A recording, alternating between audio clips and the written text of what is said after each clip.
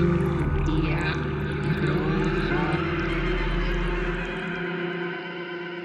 everyone! You are listening to another episode of Tu Tia Bruja. I'm Bex Carlos, your host. So for today's episode, we have our sponsor on the show. So Melissa at Temperance Home and Bar was our sponsor for season 1, as well as our sponsor for season 2. And she's wonderful. You know, I think that it's important when you collaborate in any form that you find someone that works well with you. And I think that Melissa and I have been a really great team. We have both helped each other grow in a whole lot of ways. So I'm going to stop talking, and here's Melissa. Love to welcome Melissa Sues of Temperance Home and Bar. Thank you so much for being on the show. Thank you for having me. Honestly, I hope that you realize that you are a big part of like what makes the show happen. I love that, and I appreciate you telling me. But it just makes me feel really good. You have a great audience, and you have a great mind for this stuff, and I just know it's good stuff. You truly have the ability. We'll be just like chatting, and I'll be like, "Yo, I'm really just like, I'm not feeling great. Like, I'm having some stomach issues," and you'll recommend something, or like, "Hey, like, I'm feeling like people are messing with me." Because, you know, as a very opinionated person, people don't really like to hear me talk. I beg to differ. I think people like to hear you talk, but yeah, I understand. And yes, I do like to help when I can. It's kind of, we were just talking about this, but it's kind of part of being in this capitalist world is being able to give back. I do charge for a lot of services, but I want to make sure that I'm also doing my part to help everybody so that it makes the value a lot more intrinsic and it makes it a lot more respectable in my mind, because I think it's hard to be a shopkeeper these days in this world if you're not ethical. Yeah, and I think that it's really hard because, like, you know, there's no disrespect to any Instagram witches, but I think sometimes that, you know, when you're cultivating just a lot of pretty photos, it's kind of hard to really get to know the person beyond this level of like, this is, you know, you, and this is, you know, kind of the image you're trying to portray. I don't know, you as like a Botanica, you really allow people to talk to you and really get to know you and really become another person that they can rely on if something comes to them that they're just like unsure about. And I think that that's what being like a bruja is all about, like providing that service to people who don't have that knowledge. I appreciate that. It makes me feel validated. So thank you. Let's talk a little bit about you and like, how did the shop come to be? Like, what led you to that point? I have had so many failures. When I was thinking about this, I've been thinking about this and like what to frame here and talk about here. And the only thing I could say is that in the past 6 years, I mean, there's this glass ceiling is real and systemic racism is real and bigotry is real. And in the past 6 years, I've been laid off, had my job cut, had my hours cut, had everything cut 6 times. When I got pregnant in 2014, I lost my job of 3 years. I got a job within 2 weeks. I finished their website for them, oversaw that project, and I lost that job. And then right before maternity leave. And then I got a job after my daughter was born. And then that company downsized and I lost that job. And then I started to work for myself as a freelance writer, but I had to go back to work eventually because it wasn't paying the bills. So I got another job at a marketing agency, and that company, it was a little shady and they went out of business. And then I lost that job. And then I got a job at another agency and COVID happened and I lost that job. And so all that time since about 2016, I've been building this writing and freelancing business. Adding the store was just another intrinsic variable of what I wanted to do. And it's just, if you asked me when I was a kid what I wanted to do, I wanted to be a writer and I wanted to have a witchy shop or like be a witchy shopkeeper or bookstore keeper. You know, that was sort of the stuff that I was the most interested in. But then I went to college and thought that can't happen. Like nobody can do that. That's just not real life. And I went for all these things that I'm not doing now. And I experienced setback after setback after setback after setback. And was just like, you know what? I can't do this. Like, I cannot feel sorry for myself. I have to like have something to fall back on, even if I'm working, 7 days a week. I need to have something that is mine. And so I created the store and actually just incorporated LLC last week. So it's been like steady moving forward ever since. That's awesome. You're legit. Thank you. I kind of had that, like a similar realization, like this is maybe the path that I'm supposed to do. Cause like you, I had a lot of failures as well. Mm-hmm. And I think that your background's in communications and media, and so is mine. And, it is very difficult when you are already an outlier in a sea of similarity. because I feel like either you become like, you get put in a situation, at least in my experience, maybe not in your experience, where you kind of have to become a token. Mm-hmm. And in like professional settings, like I don't know, it's one of those things that really sucks because I feel like as a lot of POC individuals, in my opinion, and I hope that people like will hear me out, but I feel like sometimes it's always been enforced in my head that like you do what you got to do, like even if you have to be a token. Mm-hmm. Just because, like, look at all the things that a lot of our ancestors had to do to even get to this country. You know what I mean? So it's like, although nobody likes to be the token, sometimes you have to, like, be in that role because it's an advancement. It's an opportunity that maybe, like, your family never had. Yeah, my parents definitely, they definitely feel that way. And I am such like a square peg in a round hole that I'm like, sorry, I can't.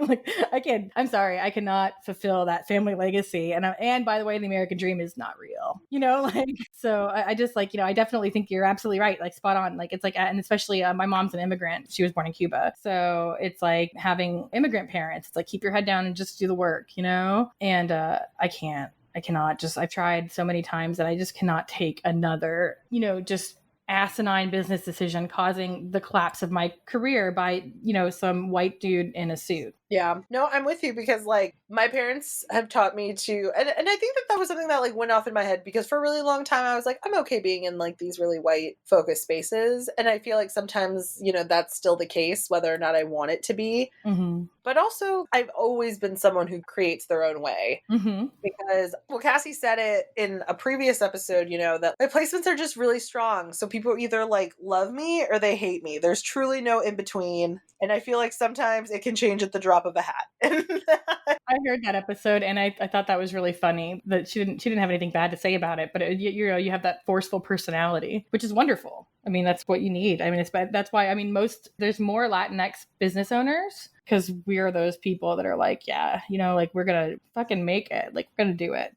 And I think a lot of, BIPOC, a lot of POC have that same drive, but definitely a cultural, like, you have to put those boots on and strap them up. But sometimes you also have to know when to be like, this shit is not working for me and I'm going to try something else. Yeah, I think for a really long time I wanted to be like, oh, I can deal with this. I can deal with corporate America. I can do whatever. But I hate it because it's like I hate the mind games. I hate the pretending everything's cool and when it's not. I think that that's what I really hated the most about radio. And I think a lot of media is like this too, is that it's a chess match.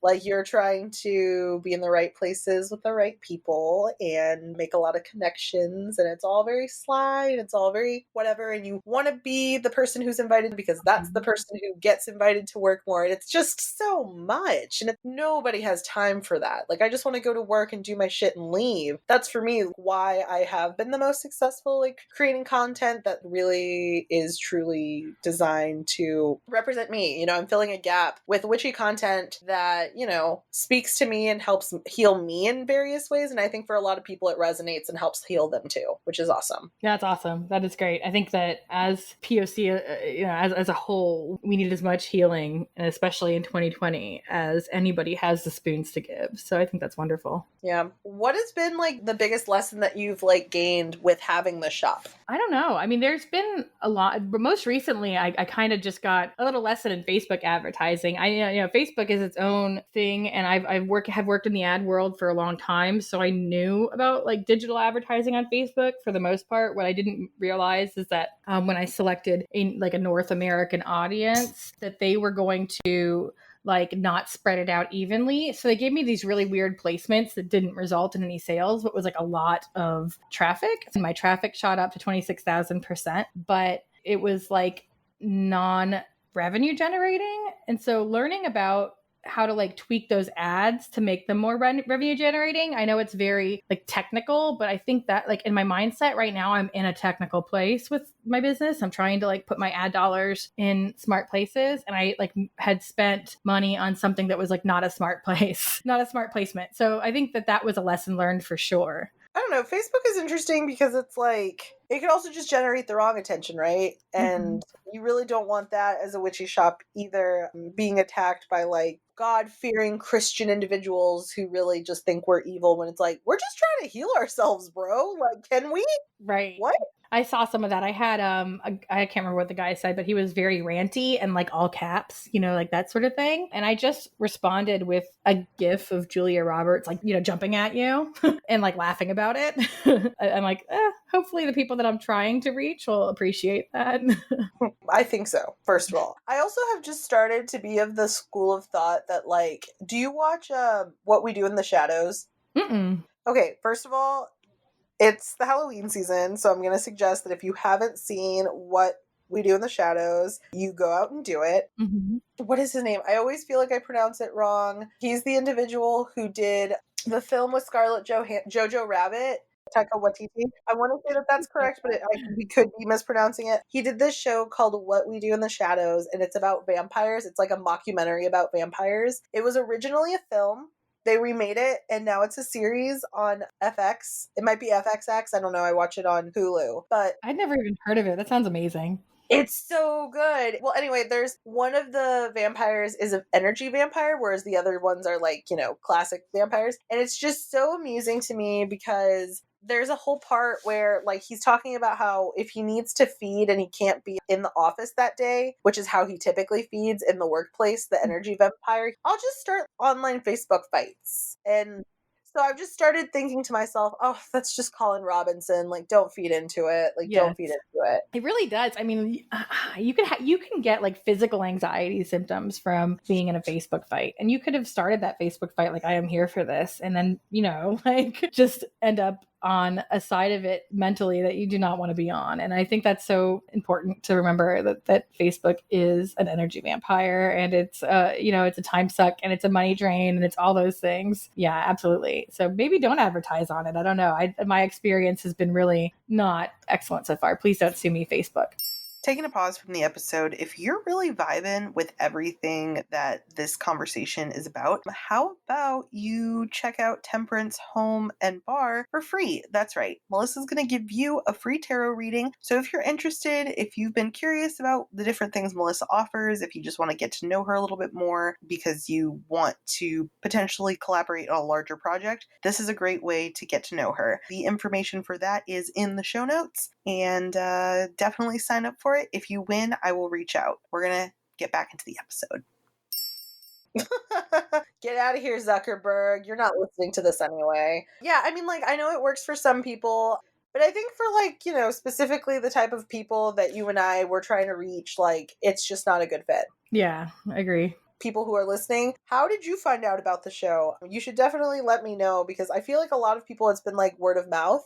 And then every once in a while, it's like, oh, someone posted about you, or someone suggested that I check you out, which I guess is still word of mouth, even if you're doing it on social media or something. So I don't know. It's cool. I think that that's one of the best things about the internet, is that it allows all different types of individuals who, are witches or consider themselves witches or would like to be, to connect and just reach out and figure out ways to heal ourselves and just live our dopest lives. Yes. And that's to me that all sounds like shadow work. Like everything comes back to shadow work. You're right. Funny. I've been actually focusing on a lot of shadow work, just because, like, how you said one of the greatest parts about being witch is like really the healing that not only you do for yourself, but you help other people. Mm-hmm. Whenever I talk to people and I do a tarot reading, it just seems like there's a lot of pain that they're dealing with, and it really resonates. When the cards say that there's pain, and I'm like, hey, is this like feeling right? And they're like, yes. My first thing is like shadow work, because Mm-hmm. it's truly going to really help you like dig away at all the stuff with yourself. I think a lot of people are just like stuck on this whole like fairy tale aspect, so they force things to fit that don't necessarily fit, and it puts a lot of pressure on people. You know what I mean? Like, Mm-hmm. and I think that that's a big result of Disney and everything that they put out. And just like, the fact that we've been told that like if you have a feeling with someone, it's just like electric and magnetic, and you feel like everything is like instant chemistry, and that's a good thing. But it could also just be like your body's telling you to chill the fuck out. Like something about this is unsafe. Or like it could be like, hey, you're just codependent. That's true too. There's a lot of codependency in the old Disney narratives, and they're getting better about it now. But in a lot of the old stuff, it's just like the way that this is, particularly the way that women were taught to interact in relationships, is really codependent. And I think a lot of people it all goes back to like people who have been affected by, like, social gender roles that are present in a lot of media and stuff. Yeah, 100%. I think that people just really, have to do the work and realize, why they might feel like they have to be around people all the time. Yeah. I think that that's important because if you can't be alone with yourself, Mm-hmm.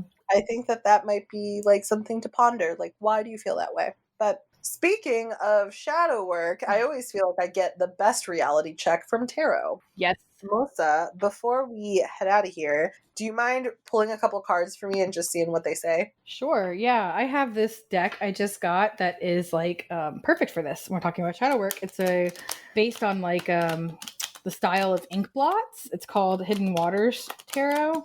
And the interpretation, obviously, you use the same kinds of things you would in regular tarot, like you know what the suites mean and you know what the numerology means, and you can get an interpretation from that. But also important is this visual, like what comes to mind when you see this ink blot looking design that is on these cards. So I think that's perfect for looking into deep self and doing shadow work and things like that. And I've been working on a new spread for that. So I am happy to do that. Ooh. Shuffling now. Okay. I just did it before. I had a really weird dream, and I just did it before I got on the call with you. And it was like, here's what your subconscious is focusing on, and here's what your conscious mind is focusing on, and here's what you need to do. And here's what you need to do is just like read the messages from your guides, And I'm like, ugh, I know, but what does it mean? So sometimes it's just like, you don't want to hear the tarot cards and what they're saying. And if I haven't gotten the message the way that they're sending it, sure as hell I'm not getting it right now, Let me see. So, okay, I'm pulling cards and flipping cards. So I set up this spread. It's a 7-card spread. The first 2 cards are what your subconscious is concerned about, and the next 2 cards are what's on your conscious mind, what's concerning you at the conscious level. And then the next 3 cards don't have reversals. It is what you can do, like what kind of shadow work you can do to fix that. So that's what I'm looking at. Okay. You're feeling subconsciously like an outlier in love and relationships, that area is blocked for you, but you may know that. So that's a subconscious need. The subconscious part, I think, is that there is some sort of message about love and relationships that you're not getting. It's the Knight of Cups, that you should be moving toward new perspectives on love and relationships, but instead you're like pulling out your hair internally, like you're like overwhelmed and feeling singled out a little bit in this aspect of your life. Maybe it's me, maybe there's some of that subconsciousness happening. And at the conscious level, you're looking for harmonious, lusty relationships that happen assuredly and quickly and forcefully in a good way, obviously. Like you just got hit by a train, you want to see these relationships manifest at your conscious mind. So it looks like both subconsciously and consciously you're worried about your relationships, but on a subconscious level, the issue is that you're feeling a little singled out like an outlier, and that's blocking whatever your guides are trying to tell you. At the conscious level, you're just like, let's do this. Like, let's go for it. In order to get past that inner child work, there is the Tower. So just total deconstruction of whatever it is that you find when you do your inner child work. You need to tear it down completely. And then success. So you'll get a message of success from your guides. So you'll know when you've done that, because you'll hear great job from probably your ancestors, but your guides in general will say. And that will be the gist of that. And so the reading was the 7 of Cups reversed and the Knight of Cups, the Lovers and the Knight of Swords, the 2 of Cups, the Tower, and the Knight of Pentacles. And that's it. So that resonates. And I'll explain why.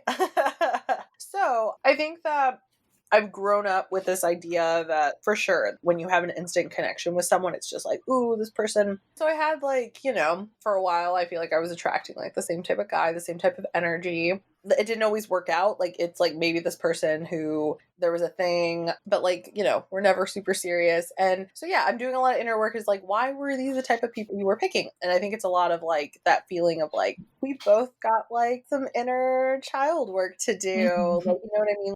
Trauma filled kid in me sees the trauma filled kid in you. I feel like now I'm just trying to completely change the way that I select people that I date, because before it was very much, do we have similar interests? Do I think you're physically attractive? Which, I mean, like, is still relevant. It's not like I don't date people that I'm not physically attracted to or like whatever, but I feel it was so much based on like the similar interest thing and trying to like to date someone who understood me to a T. And now I'm like, I don't think I need that. I don't know. I carried a lot of Tyler Durden energy for a while. I don't know. I don't need that.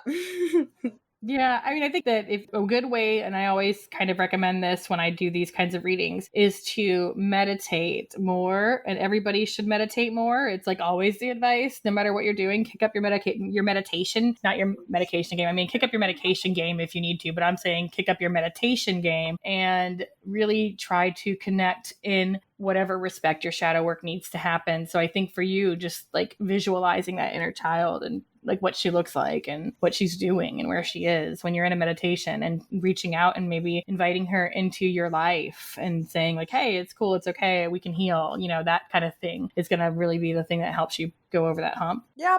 Okay, so it's really weird that you say that, because I just found, I guess you could call it a ritual, or you could call it just like some shadow work to do, where it was basically like you write a letter to your inner child and you just apologize for everything, like any pain that you might still feel. You just like, you can vocalize it, or if you don't have to. I think writing it itself is pretty therapeutic, but with what you were saying, I think it might be a cool idea to sit on it, because I feel like, I've been doing a lot of work to clear my, not clear, but like balance my root chakra, which is where you carry a lot of that fuckboy energy.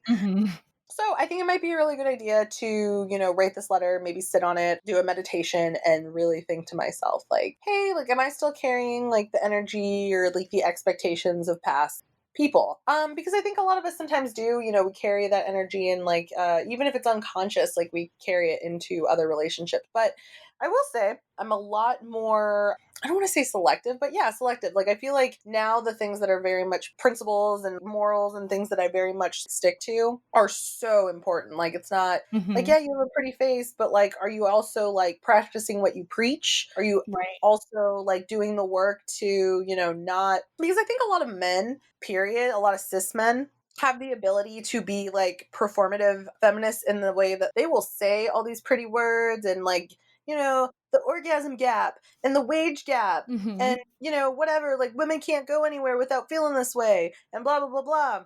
However, the way that you should take what like cis men say is also like pay attention to how they treat the women that they might not think are attractive. You know what I mean? Like, do they still carry that positive, like, oh, I want you to like me energy? Because I think that's super important. Yeah, absolutely. That's like sage advice. Yeah, that's something I always like to do, is just like, pay attention to the people around you, because I think that sometimes it's really easy for people to date people and not realize like how they act around them isn't always the way that they act. And I feel like with relationships, like those type of behaviors typically show up within like 3 months, because like, you can only hide for so long. Yeah. You can only hide for so long. And if you're not doing the shadow work, it's going to be obvious that you are not who you say you are. Yeah. I feel like my attachment style's broken. I'm just like, I don't attach to anybody now. Everyone's replaceable. And that's not healthy either. There might be some of that in the inner child work. You may find that your inner child is super isolated, so that you feel cut off or something. Like there could be something. It's interesting. And the funny thing is, like, when you tell people to do stuff, but then you're like, I also need to do that stuff. Like, that's how I always am. Like, whether I'm like teaching like writing or doing self-care, and I do a lot of shadow work. I do, but and I'm always trying to see things from different sides. But there's always so much more. There's always so much more that you could do to unpack. It really is. So like, it's like I'm probably going to do the same thing. An inner child letter sounds fantastic, and then I will meditate on it and see what happens. Yeah. Well, awesome. Melissa, like, thank you so much for being on the show. Where can everyone follow you, support you, and keep up with everything you're doing? Yes. On Instagram, I am just at Temperance Home Bar, but on Etsy, it is temperancehomeandbar.etsy.com. And that's me. We'll have all the links to that in the show notes. All right, so that was the episode. I hope that you got to know a little bit more about Melissa and myself. I feel like we're very kindred spirits who have lived very similar lives in a lot of ways, and I think that that's why we found each other to collaborate. So if you want to support Temperance Home and Bar, if you look in the show notes, there are the links where you can do that. Do not forget, Melissa is gracious enough that she will be giving away a free tarot reading. So if you're interested, please check out the show notes for the details on that. All right. Well, thank you again for listening. Please rate, subscribe, tell your friends about us. Rating the podcast always helps. And also, if you could take the time to write a review, I would really appreciate it because that helps more people find us and listen to us, and the healing can begin and we can all heal together. If you would like to keep up with me, you can follow me on Instagram and Twitter at BexbyCaston. My website, which is BexbyCaston.com, has a Tutia Bruja tab. And if you want to follow the show, Instagram and Twitter at Tutia Bruja, no accent because Instagram won't let me. Anyway, thank you for listening. A new episode will be headed your way tomorrow, and I will chat with you then. Bye.